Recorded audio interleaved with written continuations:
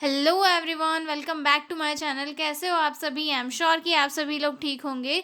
तो चलिए हम लोग आज का वीडियो स्टार्ट करते हैं। आज के वीडियो में हम लोग डिस्कस करने वाले हैं डायरिया। ठीक है, एक ही वीडियो में हम सारी चीज़ें डायरिया के ऊपर डिस्कस कर लेंगे। ठीक है, इसके डेफिनेशन से लेके causes, classification, sign and symptoms, diagnostic evolutions ना उस और उसका मैनेजमेंट, सारी चीज़ें हम लोग जो है इस वीडियो में डिस्कस कर लेंगे। ठीक है, तो सबसे पहले हम ये देखते हैं कि डायरिया एक्चुअल में है क्या। तो डायरिया जो है एक ऐसी कंडीशन होती है जहाँ पर कोई भी ह्यूमन, मतलब चाहे वो कोई बच्चा हो सकता है, चाहे वो एडल्ट हो सकता है, एक दिन में सुबह से लेकर शाम तक अगर 4 से 5 बार मतलब ज़्यादा वाटरी स्टूल पास करे तो उस कंडीशन को क्या कहा जा सकता है?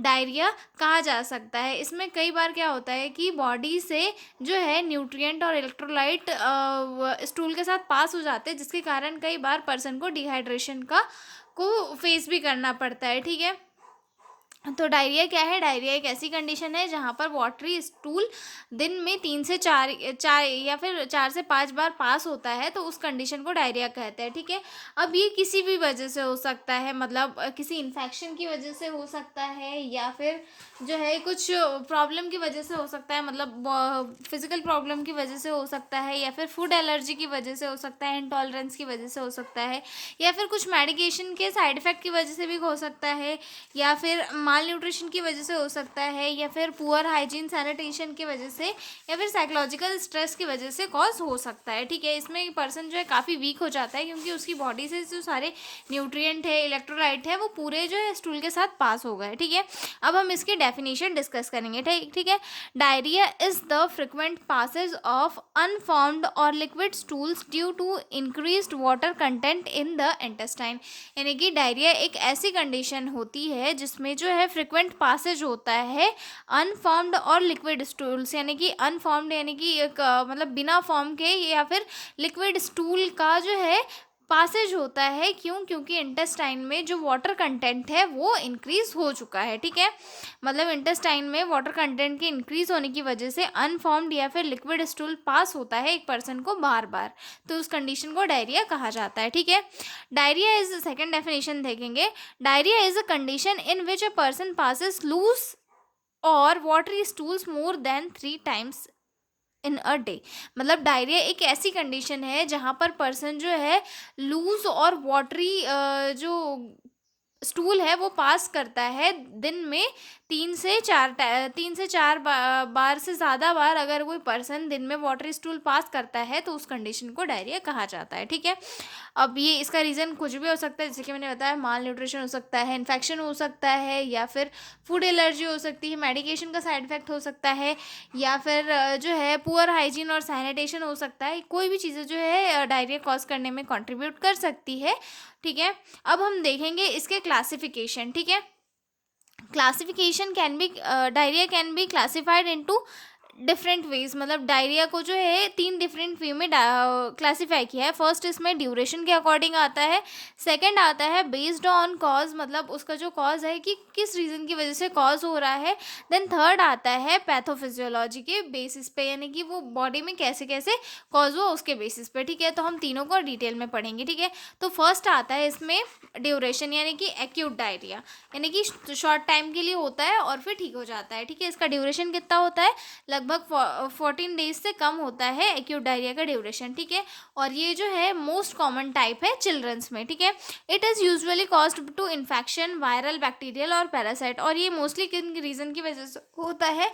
इन्फेक्शन की वजह से होता है, चाहे वो इन्फेक्शन वायरल इन्फेक्शन हो सकता है, या फिर बैक्टीरियल हो सकता है, या फिर पैरासाइटिक इन्फेक्शन की वजह से जो है एक्यूट डायरिया बच्चों में मोस्टली कॉज होता है। ठीक है, अब उसके बाद जो सेकंड पॉइंट आता है वो आता है परसिस्टेंट डायरिया। परसिस्टेंट डायरिया यानी कि ना तो ये एक्यूट होता है ना ही क्रोनिक होता है, ये हम दोनों के बीच का होता है। मतलब इसका ड्यूरेशन जो है 14 दिन से ज़्यादा होता है, लेकिन 30 दिनों से कम होता है। ठीक है, अब इसका कॉज क्या क्या है? इसके कॉज जो है रिपीटेटेड इन्फेक्शन, माल न्यूट्रिशन और पुअर एब्जॉर्प्शन। इंटेस्टाइन में मतलब फूड का प्रॉपर एब्जॉर्ब नहीं हो पाना, या फिर माल न्यूट्रिशन, या फिर बार बार अगर किसी को इन्फेक्शन हो रहा है उसकी वजह से परसिस्टेंट डायरिया हो सकता है। ठीक है, मतलब एक्यूट डायरिया से ज़्यादा ड्यूरेशन वाला परसिस्टेंट डायरिया होता है। और ये क्यों होता है? एक्यूट डायरिया तो इन्फेक्शन की वजह से हो रहा था, लेकिन परसिस्टेंट डायरिया रिपीटेटेड इन्फेक्शन की वजह से हो सकता है, और माल न्यूट्रिशन या फिर अगर इंटेस्टाइन का एब्जॉर्प्शन प्रॉपर नहीं हो रहा है तो उस रीज़न की वजह से कॉज हो सकता है। ठीक है, अगला पॉइंट डिस्कस करेंगे। ये जो पर्सिस्टेंट डायरिया है इसमें कुछ बच्चों के क्लिनिकल फीचर्स देखने के लिए मिलता है, जैसे कि child become weak, underweight and में develop malabsorption and nutrient deficiency. बच्चा जो है मतलब 30 दिन तक लगातार दस्त करता है, जिसके कारण बच्चे में जो है काफ़ी वीकनेस आ जाती है, बच्चे का वेट कम हो जाता है और साथ ही साथ बच्चे में न्यूट्रिएंट की डेफिशिएंसी भी डेवलप होने लगती है। ये सिर्फ बच्चे में ही नहीं, एक नॉर्मल इंसान में अगर वो मतलब 30 दिन तक या फिर 15 दिन तक भी अगर वो वाटर स्टूल पास करता है तो उसके अंदर काफ़ी न्यूट्रिएंट की डेफिशिएंसी हम लोग देख सकते हैं। ठीक है, उसके बाद जो थर्ड टाइप आता है वो आता है क्रोनिक डायरिया। मतलब ये जो है मोर देन 30 डेज तक चलने वाला डायरिया होता है। ठीक है, कॉज इसका यूजुअली कॉज क्या होता है, नॉन इन्फेक्शियस डायरिया होता है due to long term problems like lactose intolerance. मतलब ये जो है इन्फेक्शन के कारण नहीं होता है, मतलब इन्फेक्शन की रीज़न से जो डायरिया होता है वो मोस्टली एक्यूट होता है कि कुछ दिनों तक वाटरी स्टूल पास होते हैं, उसके बाद पर्सन ठीक हो जाता है। लेकिन ये जो डायरिया होता है क्रोनिक डायरिया, ये काफ़ी अलग रीज़न की वजह से होता है। मोस्टली ये जो है नॉन इन्फेक्शियस होता है, मतलब किसी इन्फेक्शन के कारण होता है और इन्फेक्शन के कारण नहीं होता है। मतलब ये जो है किसी लॉन्ग टर्म प्रॉब्लम, मतलब बॉडी में कोई प्रॉब्लम है जिसके कारण ये कॉज होता है। ठीक है, तो इसमें इसके रीज़न कौन से होते हैं मोस्टली, लैक्टोज इंटॉलरेंस यानी कि बच्चा जो है मिल्क को डाइजेस्ट नहीं कर पाता है, जिसकी वजह से बच्चे को वाटरी स्टूल पास होते हैं। ठीक है, उसके बाद आती है सीलियक डिसीज़। इस डिसीज़ में क्या होता है, ये एक ऑटो इम्यून डिसीज़ होती है जिसमें जो ग्लूटेन होता है, मतलब जो गेहूँ, जौ, राई वगैरह में पाए जाने वाला एक प्रोटीन होता है, वो बॉडी में प्रॉपरली डाइजेस्ट नहीं हो पाता है। मतलब उसके अगेंस्ट हमारी बॉडी वर्क करने लग जाती है। मतलब जैसे जो सीलियक डिसीज़ होती है उसकी बॉडी ये जो है ग्लूटेन प्रोटीन के अगेंस्ट वर्क करने लग जाती है, जिसके कारण पर्सन को जो है वाटरी स्टूल या फिर जो है लेज़ीनेस की सारी चीज़ें देखने के लिए मिलती है। ठीक है, उसके बाद और ये मोस्टली क्रोनिक डायरिया का कॉज बनती है। ठीक है, उसके बाद अगला पॉइंट आता है inflammatory bowel disease. Inflammatory bowel disease यानी कि जो हमारा डाइजेस्टिव सिस्टम होता है उसमें इन्फ्लामेशन वगैरह आ जाती है, जिसकी वजह से जो है पर्सन को डायरिया होता है। ठीक है, माल अब्जॉर्प्शन सिंड्रोम। इसमें क्या होता है कि जो हमारा जो डाइजेस्टिव सिस्टम होता है उसमें एक डिसऑर्डर होता है, मतलब माल एब्जॉर्प्शन सिंड्रोम ही एक डाइजेस्टिव डिसऑर्डर माना जाता है, जिसमें क्या होता है, ये जो हमारी स्मॉल इंटेस्टाइन होती है वो फूड को प्रॉपरली एब्जॉर्ब नहीं कर पाती, जिसके कारण बच्चे को या फिर किसी भी पर्सन को जो है वाटरी स्टूल वगैरह पास होते हैं। ठीक है, उसके फीचर्स क्या क्या देखने के लिए मिलते हैं, लॉन्ग टर्म बच्चे को जो है लूज स्टूल होता है, साथ ही साथ ग्रोथ और वीकनेस, और मतलब बच्चे की जो ग्रोथ है वो भी काफ़ी पुअर होती है, काफ़ी धीरे धीरे होती है, साथ ही बच्चा वीक भी हो जाता है और बच्चे का जो वेट लॉस है वो भी हमें देखने के लिए मिलता है। ठीक है, अब हमारा अगला पॉइंट आता है बेस्ड ऑन कॉज, मतलब कॉज के अकॉर्डिंग कौन कौन से डायरिया होते हैं। तो इसमें सबसे फर्स्ट आता है इन्फेक्शियस डायरिया। इस इन्फेक्शियस डायरिया किसकी वजह से कॉज होता है, इसी समझ में आ रहा है कि मतलब किसी वायरस बैक्टीरिया की वजह से कॉज हो रहा है। Infectious diarrhoea caused by microorganism that enter the intestine through contaminated food, water और poor hygiene। ये इसमें क्या होता है कि जो वायरस बैक्टीरिया वगैरह है ये गंदा पानी या फिर खाने की वजह से या फिर हाइजीन प्रॉपर मेंटेन नहीं रखने की वजह से जो है किसी भी पर्सन की बॉडी में एंट्री कर लेते हैं, और साथ ही साथ फिर बच्चे को जो है दिक्कत वगैरह फेस करनी पड़ती है, जिसके कारण जो है डायरिया जैसी कंडीशन देखने के लिए मिलती है। ठीक है, जिसमें फर्स्ट आप टाइप आता है वायरल डायरिया, जो वायरस की वजह से होता है, जिसमें रोटा वायरस और एडिनो वायरस कंट्रीब्यूट करते हैं। ठीक है, बैक्टीरियल डायरिया जो मोस्टली ई कोलाई और साल्मोनेला की वजह से होता है। ठीक है, और उसके बाद जो थर्ड टाइप आता है वो आता है पैरासाइटिक डायरिया, जिसमें जो है जियार्डिया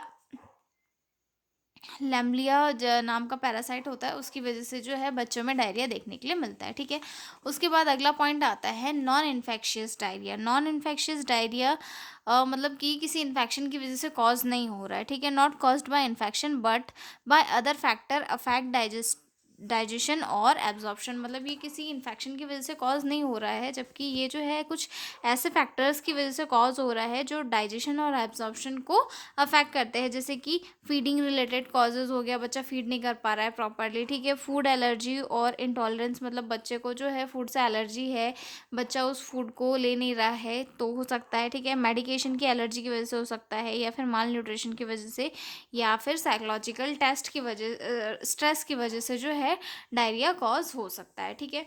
अगला पॉइंट आता है हमारा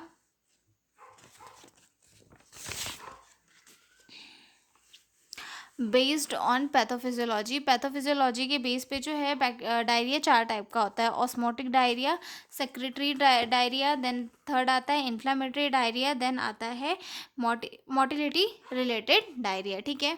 अब ये ऑस्मोटिक डायरिया क्या होता है? ऑस्मोटिक डायरिया में क्या होता है कि जब इंटेस्टाइन में ये अनएब्जॉर्ब शुगर सॉल्ट रह जाते हैं तो पानी को खींच लेते हैं, जैसे कि लैक्टोज इंटॉलरेंस में होता है, शुगर और पानी को खींच लेते हैं, जिसके कारण जो है बच्चे को डायरिया वगैरह हो जाता है, ठीक है। उसके बाद सेक्रेटरी डायरिया में क्या होता है, इंटेस्टाइनल सेल ज़्यादा पानी और इलेक्ट्रोलाइट बाहर निकाल देते हैं, जैसे कि कोलेरा के कारण जो डायरिया कॉज होता है उसमें, ठीक है। और अगला पॉइंट जो आता है इन्फ्लामेटरी डायरिया, इसमें जो इंटेस्टाइन की लाइनिंग हो जाती है वो डैमेज हो जाती है इन्फेक्शन की वजह से, जिसके कारण पर्सन को डायरिया होता है, ठीक है। और जो अगला पॉइंट आता है मोटिलिटी रिलेटेड डायरिया, इसमें इंटेस्टाइन की जो स्पीड है वो बहुत ज़्यादा बढ़ जाती है, जिससे प्रॉपरली फूड एब्जॉर्ब नहीं हो पाता और पूरा जो फूड वगैरह है वो पूरा बाहर चले जाता है, ठीक है। तो इसकी वजह से जो है डायरिया कॉज होता है। तो ये 4 जो है पैथोफिजियोलॉजी के बेस पे टाइप होते हैं। अब हम डिस्कस करेंगे इसके कॉजेज़ पे कि इसके क्या क्या कॉजेज़ होते हैं, ठीक है। तो सबसे फर्स्ट आता है, इसमें फर्स्ट कॉज आता है इन्फेक्शन के कारण, जिसमें वायरस हो गया, बैक्टीरिया हो गया, पैरासाइट हो गया, इसके हम नाम हमने पहले ही पढ़ लिए थे, ठीक है। और फाइंडिंग प्रॉब्लम, जैसे कि अनक्लीन फीडिंग बॉटल, बच्चे को जो है प्रॉपर स्टेराइल बॉटल से अगर नहीं पिला रहे या फिर क्लीन बॉटल से नहीं पिला रहे, उसमें बैक्टीरिया जर्म्स वगैरह है तो उस कारण से बच्चे को हो सकता है, ठीक है। ओवर फीडिंग और स्पॉइल्ड फूड, मतलब बच्चे को बहुत ज़्यादा फीड कराना या फिर ख़राब फूड वगैरह देना, तो उसकी वजह से हो सकता है, ठीक है। Sudden change from breast milk to cow's milk, और बच्चे का जो मिल्क है उसमें सडन चेंज करवाना, जैसे कि सिर्फ ब्रेस्ट फीड दे रहे थे उसके बाद सडन सिर्फ काऊ का मिल्क दे रहे हैं, तो उसकी वजह से बच्चे को डायरिया हो सकता है, ठीक है। फूड एलर्जी और इंटॉलरेंस, ठीक है। लैक्टोलेज इंटॉलरेंस हो सकता है जिसमें बच्चा जो है लूज मोशन करता है बच्चे को फीड कराने के बाद, ठीक है। और या फिर काऊ के दूध से बच्चे को प्रोटीन एलर्जी वगैरह हो सकती है, तो उस रीज़न की वजह से डायरिया हो सकता है, ठीक है। मेडिकेशन की side effect, long use of antibiotic destroys good gut bacteria, ठीक है। Malnutrition, weak immunity, frequent infection, मतलब माल न्यूट्रिशन के कारण क्या होता है, बच्चे की इम्यूनिटी वीक हो जाती है, जिसके कारण बच्चे को फ्रिक्वेंट इन्फेक्शन हो जाता है और उस रीज़न से डायरिया वगैरह की कंडीशन जो है वो कॉज हो जाती है, ठीक है।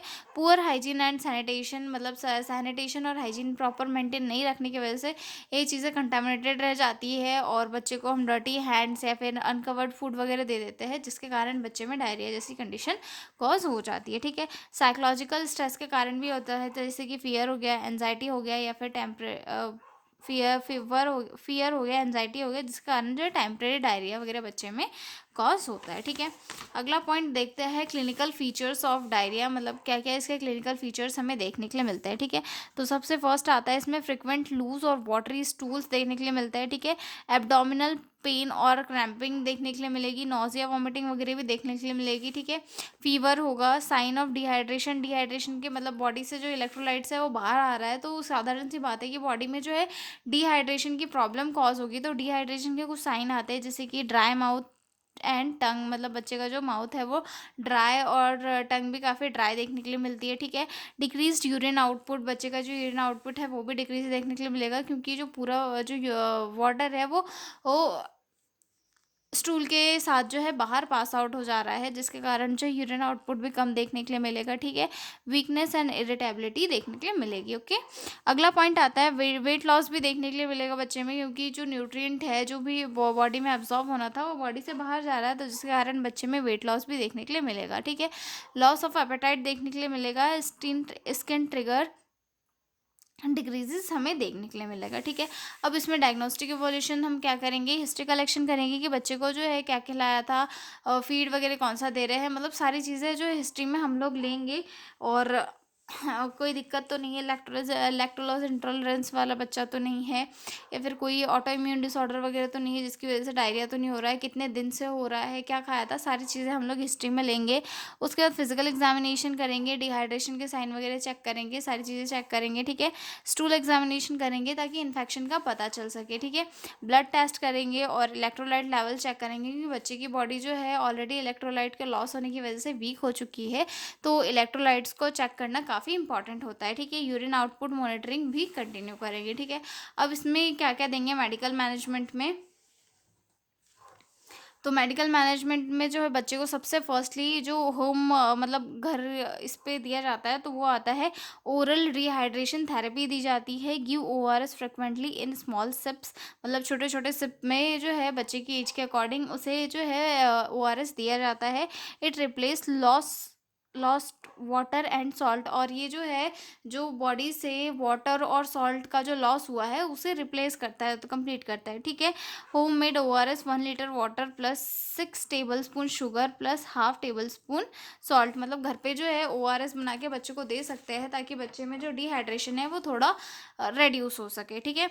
उसके बाद बच्चे को हम देंगे आईवी फ्लूइड देंगे फॉर सीवियर हाइड्रेशन और when child can not take ORS, और बच्चा जो की बॉडी में अगर सीवियर डिहाइड्रेशन हो गया है तो उस कंडीशन में बच्चे को हम जो है ओआरएस वगैरह देंगे ताकि बच्चा जो है बच्चे की बॉडी जो है थोड़ी हाइड्रेट हो सके, ठीक है। फॉर एग्जांपल रिंगर्स लैक्टेड और नॉर्मल सलाइन, फॉर एग्जांपल के लिए रिंगर्स लैक्टेड हो गया या फिर नॉर्मल सलाइन जैसे ड्रग हम जैसे आईवी फ्लूइड हम बच्चे को देंगे, ठीक है।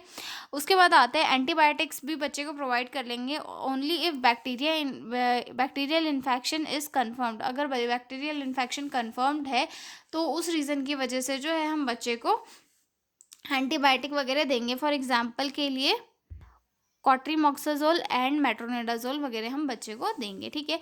एंटीबायोटिक्स देंगे ड्रग ताकि फीवर को रिड्यूस किया जा सके, ठीक है। जिंक सप्लीमेंट देंगे ताकि बॉडी में जो जिंक का लॉस हुआ है वो रिकवर हो सके, ठीक है। 20 mg per day for 14 days तक के लिए इसे कंटिन्यू मोस्टली किया जाता है, ठीक है। कंटिन्यू फीडिंग करवाएंगे, मदर को एडवाइस करेंगे कि आप जो है बच्चे की फीड बिल्कुल भी स्टॉप ना करें, क्योंकि अगर आप बच्चे की फीड भी स्टॉप कर दोगे तो बच्चे की बॉडी में ज़्यादा डिहाइड्रेशन और डेफिशिएंसी डिसीजेज वगैरह हो सकती है, तो मदर को हम एजुकेट करेंगे कि बच्चे को जो है प्रॉपरली ब्रेस्ट फीड कराए, ठीक है। Give light and easily digestible food, और बच्चे को जो है इजीली डाइजेस्टेबल लाइट फूड हमें देना है ताकि वो अच्छे से फूड को डाइजेस्ट कर सके, ठीक है। और उसके बाद प्रोबायोटिक्स देंगे ताकि जो गट बैक्टीरिया है वो इम्प्रूव हो सके और जो नॉर्मल उसका डाइजेशन है वो बन सके, ठीक है। अब इसमें कुछ नर्सिंग डायग्नोसिस लिखी है, इसके ऊपर आप केयर प्लान बना सकते हैं, जैसे कि fluid volume deficient related to excessive fluid loss through loose stool, then second आती है imbalance nutrition less than body requirement related to poor appetite and malabsorption, then third आता है risk for information related to poor hygiene and contaminated food और water, then fourth आता है impaired skin integrity related to frequent watery stools and irritation of anal area, okay. तो ये हमारा question हो गया। आप इनके ऊपर नर्सिंग डायग्नोसिस के ऊपर जो है केयर प्लान बना के आप लिख सकते हैं, और साथ ही साथ केयर प्लान बनाइए तो उसके बाद में हेल्थ एजुकेशन ज़रूर लिखिए ताकि आपको जो है मार्क्स अच्छे मिल सके। और हाँ, अगर आपको पीडीएफ नोट्स की रिक्वायरमेंट हो तो डिस्क्रिप्शन में मेरा कॉन्टैक्ट दिया हुआ है, उस पर कॉन्टैक्ट करके आप लोग पीडीएफ नोट्स ले सकते हो। तो मिलते हैं अगले वीडियो में, तब तक के लिए बाय बाय।